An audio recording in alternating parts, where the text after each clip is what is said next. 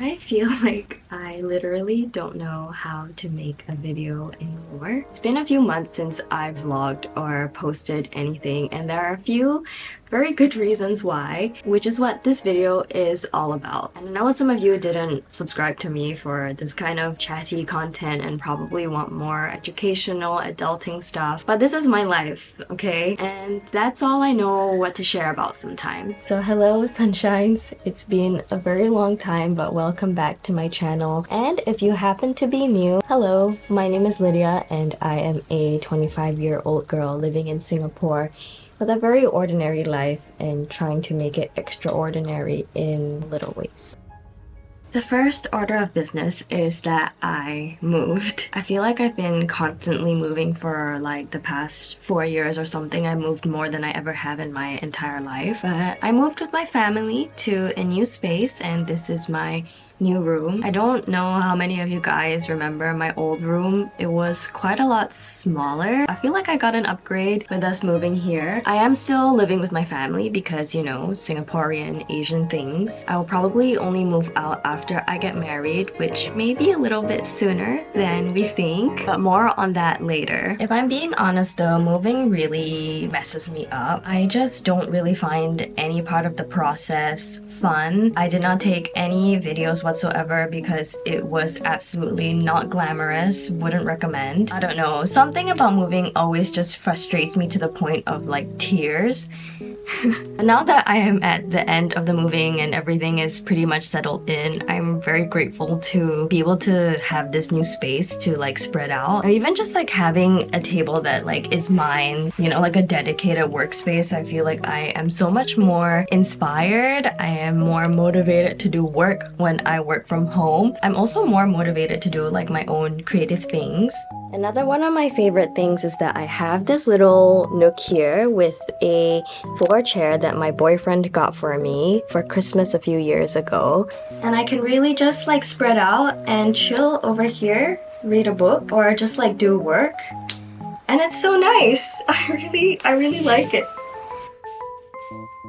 The second thing that has been occupying my time, and one that I feel like has added a lot of meaning and drive to my life, is joining a volunteer group. I feel like this is something that I should have talked about more in my other video about feeling lost in your 20s, because putting yourself in a place where you're looking more outwardly rather than inwardly all the time, looking to see how you can like serve others and add value to other people's lives, is such a big balm to the soul. Even though the work can be and is probably difficult. I mean, volunteering is something that takes up time and energy and, you know, attention, focus, all of that. It's its own kind of work. After the past few months of joining the group, I have no regrets and I feel like I've been learning so much. Basically, it is an organization that mobilizes and helps to redistribute resources to migrant workers who have been displaced or affected somehow by their labor in Singapore. Living in Singapore, it's just so easy to live life as you are, live in our own little bubble,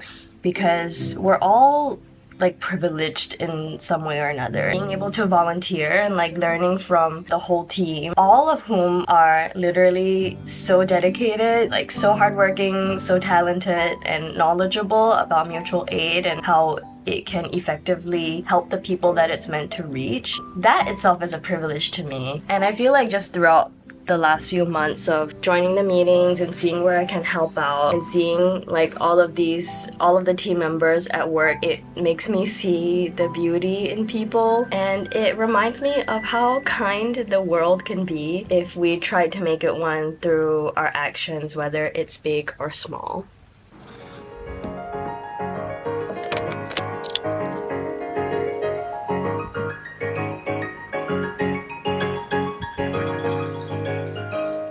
Thirdly, I have been learning how to drive. This is like the only thing that I've been able to talk about with my friends. They are probably sick of hearing me talk about driving for like the millionth time because I've made it my entire personality. Is 25 too old to learn driving? I don't know, but I'm trying anyway. I just procrastinated for so long. Throughout uni, I was like, I'm too busy, which I was, but still. And now I'm finally learning while also having a full-time job and other commitments as mentioned. So it's been a ride. Literally, it's been a ride. And let me show you guys the little booklet I have. Look at this. My effort for, I want to say like 4, maybe even 5 months worth. It really goes like a syllabus. It's almost like doing a proper school curriculum because there's different modules. There's places where the instructor is gonna have to like chop and put the date.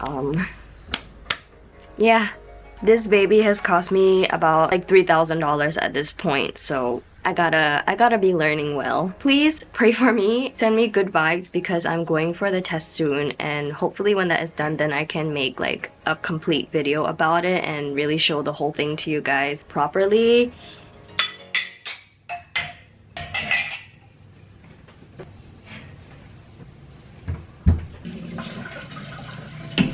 Last but definitely not the least, I've simply been doing life.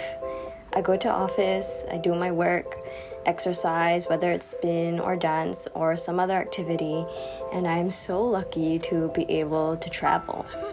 This year I was able to travel to Japan, where I drank a lot of matcha and actually filmed it, but didn't get around to editing that vlog yet. I also went to Jeju, Korea, where I saw the most wonderful landscapes in the beaches and mountains, the glory of God's creation.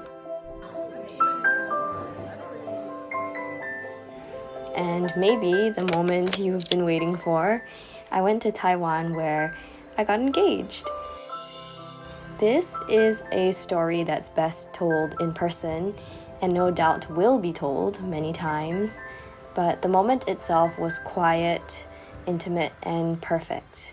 It sounds cheesy because it is, but when it feels like there's no one else in the world except you and the person you love, it's as if time stops. On the mountainside in Yangmingshan, my boyfriend, now fiancé, showed me a little vlog of his own creation, one that he filmed and edited entirely by himself, which remains my favorite part of the entire engagement. I'd asked for a simple proposal without any decor, but in a beautiful and remote place outdoors, one that we don't visit often because I wanted it to be special. He planned it all just like I asked. Then he got down on one knee and I said yes.